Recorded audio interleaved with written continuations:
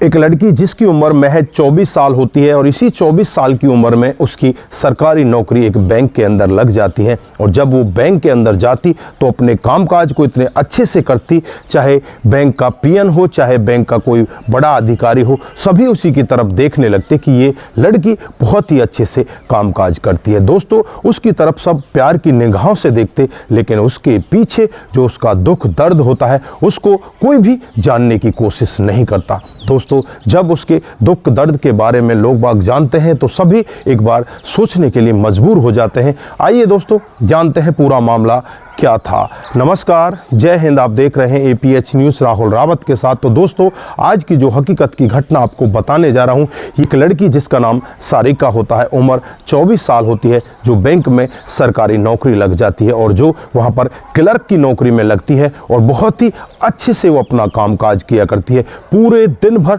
उसके पास इतनी ज़्यादा भीड़ होती है क्योंकि वहाँ पर वो कैश का काम किया करती थी, कैश के काउंटर को देखा करती थी और लोगों की वो बहुत ही ज़्यादा मदद किया करती थी। लोगों का तो ये मानना था कि हम लोग बस यहाँ पर इसको देखने के लिए आते हैं। वो बहाने बनाकर भी उस लड़की की तरफ देखते रहते थे क्योंकि देखने में वो लड़की बेहद ही खूबसूरत होती है। दोस्तों, वहीं पर एक लड़का होता है जिसका नाम करण होता है, जो बैंक में पियून होता है। वो वहाँ पर फाइलों को मैडम को दिया करता, या कोई और छोटा मोटा काम होता तो मैडम के पास जाया करता। वो पूरी बैंक में इसी तरह से देख रेख किया करता। जब किसी को चाय की या पानी की ज़रूरत होती तो करण वहाँ पर जाकर दिया करता। दोस्तों, इसी तरह से धीरे धीरे करके समय बीतता रहता है। तो करण होता है वो मैडम से 2 साल पहले यहाँ पर नियुक्त हुआ था और 2 साल में वो सारी जानकारी जुटा लेता। उसे पता होता है कि यहाँ पर करना क्या है, किस तरह से लोगों को हैंडल करना है। वो इसी तरह से मैडम को बताता तो मैडम भी बहुत ही ज़्यादा खुश होती। और दोस्तों, बाकी जो लोग होते हैं,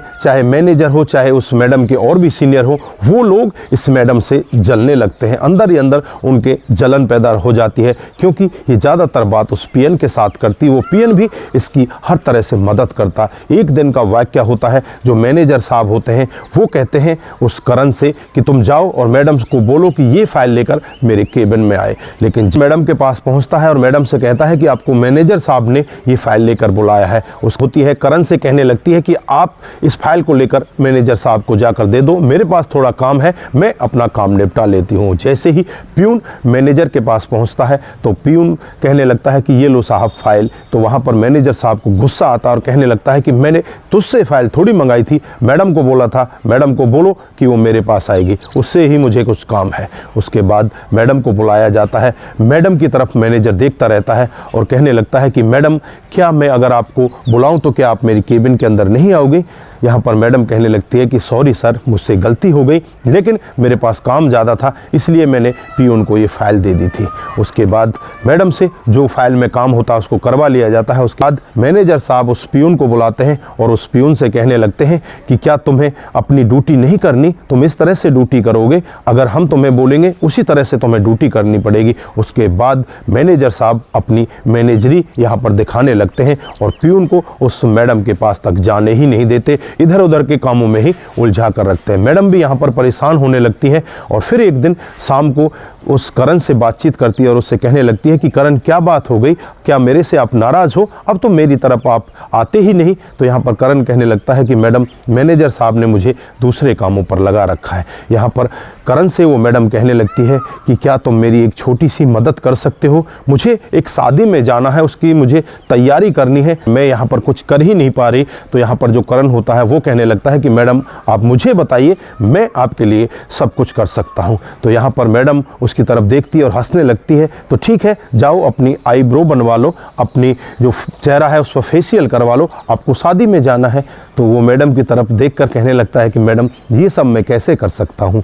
तो करण कहने लगता है कि मेरी बहन दिव्या है, वो ये सारा काम जानती है, मैं आपके कमरे पर अपनी बहन को लेकर आ जाऊँगा, आपका सारा काम हो जाएगा, आपको टेंशन लेने की कोई भी ज़रूरत नहीं है। यहाँ पर मैडम बहुत ज़्यादा खुश होती है और इधर जो करण होता है अपनी बहन दिव्या के साथ सारिका के कमरे पर पहुँच जाता है। और इधर जो सारिका होती है वो कहने लगती है कि पहले हम बाज़ार में चलते हैं, वहाँ से कुछ खरीदारी कर लेते हैं, तुम्हारी बहन को मैं अपने साथ कमरे पर रोक लूँगी और अगले दिन इसको छोड़ दूँगी। यहाँ पर करण भी तैयार हो जाता है। पहले वो तीनों लोग बाज़ार में जाते हैं, बाज़ार से जो सामान उन्हें गिफ्ट वगैरह खरीदने होते हैं सब कुछ खरीद लेते हैं और उसके बाद बाज़ार से ही खाना पीना खाकर वापस अपने घर की तरफ आ जाते हैं। दोस्तों, जैसे ही घर आते हैं करण अपनी बहन को यहीं पर छोड़कर अपने घर चला जाता है और जो दिव्या होती है सारिका के पूरे काम करने लगती है। उसका फेशियल करना हो, चाहे उसकी आईब्रो ठीक करनी हो, चाहे जो भी लेडीज का काम होता है वो सभी काम वहाँ पर दिव्या करने लगती है। दोस्तों, उसके बाद वो रात को सो जाती है और जैसे ही अगली सुबह होती है यहाँ पर जो सारिका होती है अपनी गाड़ी निकालती है और गाड़ी में बिठाकर जो दिव्या होती है उसे अपने साथ बैंक पर लेकर जाती है और वहाँ पर जो करण होता है पहले ही अपने एक दोस्त को साथ में लेकर आया था, उससे अपनी बहन को घर छुड़वा देता है। दोस्तों, इसी तरह से धीरे धीरे समय बीतता रहता है और मैडम के ऊपर काम का दबाव और ज़्यादा बढ़ने लगता है। मैडम बहुत ज़्यादा परेशान होने लगती है। वो दिन भर इतना काम करती, शाम को बिल्कुल हार थक जाती और उसकी पढ़ाई भी पूरी नहीं हो पाती। उसे और भी आगे टेस्ट देना था और आगे बढ़ना था, लेकिन इस सब के लिए उसके पास टाइम ही नहीं निकल पाता। फिर वो एक दिन करण से बातचीत करती है और कहने लगती है कि करण, आप मेरी इतनी ज़्यादा मदद करते हो, क्या एक छोटी सी मदद और करोगे? मुझे खाना बनाने के लिए किसी की ज़रूरत है, क्या मेरे घर पर कोई खाना बनाने के लिए आ सकती है? उसकी एवज में मैं उसे पैसे दे दिया करूँगी। यहाँ पर करण कहता है कि ठीक है मैडम जी, मैं बात कर लेता हूँ। उसके बाद करण अपने घर पर पहुँच जाता है और अपनी माँ से कहने लगता है कि माँ, जो हमारी मैडम है ना बैंक में, उनको इस तरह से परेशानी है, उनके लिए खाना बनाने वाली चाहिए, अगर आपको कोई मिलती है तो एक बार बता देना। यहाँ पर जो करण की माँ होती है वो कहने लगती है कि हमारा घर इनसे ज़्यादा दूरी पर थोड़ी है, मैं ही वहाँ पर चली जाया करूँगी, अगर मुझ पर भी टाइम नहीं मिलेगा तो तेरी बहन वहाँ जाकर खाना बना दिया करेगी। दोस्तों, उसके बाद ये सब उसके घर का कामकाज करने लगते हैं, उसे खाना बना कर देने लगते हैं। जो मैडम होती है वो अपनी पढ़ाई करने लगती है। धीरे धीरे 2-3 महीने का ही समय बीतता है और 2-3 महीने के बाद मैडम का ट्रांसफ़र हो जाता है। अब मैडम का ट्रांसफ़र हो जाता है, मैडम अपने सामान को वहाँ से ले जाने वाली होती है। संडे का टाइम होता है, एक टेम्पू वहाँ पर किया होता है, करण को भी बुलाया गया होता है, करण के घर वाले भी वहाँ पर होते हैं। जब सामान सारा पैक हो जाता है, टेम्पू के अंदर लोड हो जाता है, उसके बाद जो सारिका होती है वो करण की तरफ देखने लगती है, करण भी सारिका की तरफ देखने लगता है। तो यहाँ पर जो सारिका होती है वो कहने लगती है कि मैं यहाँ से जा तो रही हूँ, लेकिन मैं आप लोगों को कभी भी भुला नहीं पाऊंगी। आप लोगों ने जो मुझे प्यार दिया है, जो मुझे दुलार दिया है, उसको मैं कैसे भुला पाऊंगी। यहाँ पर वो कहने लगते हैं कि आपको इस तरह से कहने की ज़रूरत नहीं है, हम लोग तो बस आपके साथ हैं और हमेशा ही आपके साथ रहेंगे। इधर मैडम की आंखों में आंसू आ जाते हैं, करण भी उनकी तरफ देखता रहता है। उसके बाद मैडम वहाँ से चली जाती है। दोस्तों, कई महीने का समय बीतता है और कई महीने के बाद मैडम के पेपर का रिजल्ट आ जाता है और उस पेपर में मैडम पास हो जाती हैं और मैडम एक बैंक की मैनेजर बन जाती हैं। यहाँ पर वो क्लर्क की नौकरी कर रही थी, आज वो एक मैनेजर बन जाती हैं और ये सब करण को भी बताया जाता है, करण के घर वालों को भी बताया जाता है। तो सभी लोग बहुत ही ज़्यादा खुश होते हैं और उसके 3 महीने के बाद उसकी शादी होने वाली होती है। जब सारी खुशियाँ करण को बताई जाती हैं तो करण भी बहुत ज़्यादा खुश होता है और संडे के दिन ही इनकी शादी रखी जाती है। दोस्तों, करण अपने पूरे परिवार को, अपने माता पिता को, अपनी बहन को लेकर सारिका के घर पर पहुंच जाता है। बड़ी ही धूमधाम से यहाँ पर शादी की तैयारियां हो रही होती हैं। करण मैडम की तरफ देखता है और मैडम को कहता है कि मैडम जी, बहुत बहुत बधाई आपको, आप मैनेजर बन गई और उसके बाद आपकी शादी भी है। बाकी जो और स्टाफ होते हैं वो भी मैडम की शादी में वहाँ पर पहुँच जाते हैं।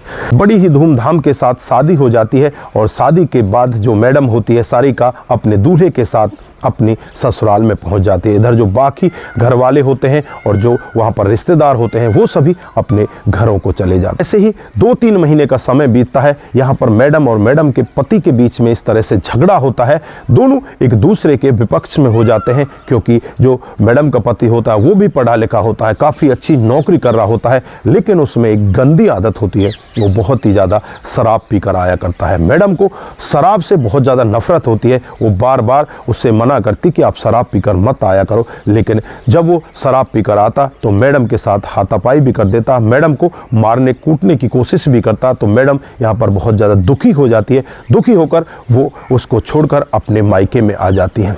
इधर जो करण होता है उसके पास मैडम फ़ोन करती है और उससे कहती है कि मुझे आपकी माँ से बात करनी है। फिर उसकी माँ से बात की जाती है। माँ भी कहने लगती है कि बेटा हमें भी तुम्हारी बहुत याद आ रही है। इधर जो सारिका होती है वो भी कहती है कि माँ जी मुझे भी आपकी बहुत याद आ रही थी, क्या आप मेरे से मिलने के लिए आ सकते हो। यहाँ पर करण से भी कहा जाता है तो करण कहता है कि ठीक है मैडम जी, हम इस संडे को ही आपसे मिलने के लिए आ जाते हैं। दोस्तों पूरा परिवार, माता पिता बहन भाई सभी लोग एक गाड़ी किराए की करते हैं और गाड़ी में बैठकर मैडम के घर का रुख करते हैं। वहाँ पर बहुत सारे लोग पहले ही बैठे होते हैं।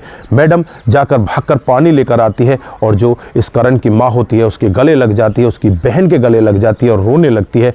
पानी उनको पिलाया जाता है, उनको चाय पानी की पूछी जाती है। उसके बाद करण की तरफ वो मैडम देखने लगती है और जो माँ होती है वो भी इस सारिका की तरफ देखने लगती है। दोनों आपस में एक दूसरे की तरफ देख रहे हैं लेकिन कोई भी किसी से कुछ कहने की हिम्मत नहीं जुटा पा रहा। उसके बाद जो घर वाले होते हैं वो वहाँ पर रुष्ट दिखाई देते हैं और घर वालों से जब करण के माता पिता पूछते हैं कि आप इस तरह से रुष्ट कैसे हो, क्या बात हुई है, मैडम से कुछ गलती हुई है क्या। फिर घर वाले कहने लगते हैं कि मैडम तो अपने आप को पता नहीं क्या समझती है, उससे बहुत बड़ी गलती हुई है। उसने गलती नहीं, बहुत बड़ी मिस्टेक की है। वो अपने पति को छोड़कर यहाँ पर आ गई है। पति ने शराब पी थी, उस वजह से इसने उसको छोड़ दिया है। फिर मैडम से पूछा जाता है तो मैडम कहती है कि मेरा जीवन वहाँ पर दुर्लभ हो गया था। मुझे लग रहा था कि यहाँ पर एक एक सेकंड मेरी वर्षों के बराबर है, क्योंकि मेरा वहाँ पर दम घुट रहा था। जो मेरा पति होता है डेली शराब में इस तरह से धुत होकर आता, उसे यही होश नहीं रहता कि उसे क्या कहना है, क्या करना है, क्या खाना है, उसे कुछ भी होश नहीं होता और वो यहाँ तक कि मेरे साथ में मार पिटाई भी करता। अब मैं उसे छोड़कर आ चुकी हूँ और मैंने तलाक के कागज भी दायर कर रखे हैं। लेकिन यहाँ पर करण की माँ उसकी तरफ देखने लगती है और कहने लगती है कि मैडम जी आपके साथ में तो बहुत बुरा हुआ है। फिर मैडम यहाँ पर खड़ी होती है और कहने लगती है कि करण क्या तुम मेरे साथ में शादी करोगे। करण मैडम की तरफ देखने लगता है और कहने लगता है कि मैडम ऐसा कैसे हो सकता है, आप तो कहाँ हो और मैं कहाँ हूँ, मैं तो एक पियून हूँ और आप बहुत बड़ी मैनेजर हो, मैं आपके साथ में कैसे शादी कर सकता हूँ।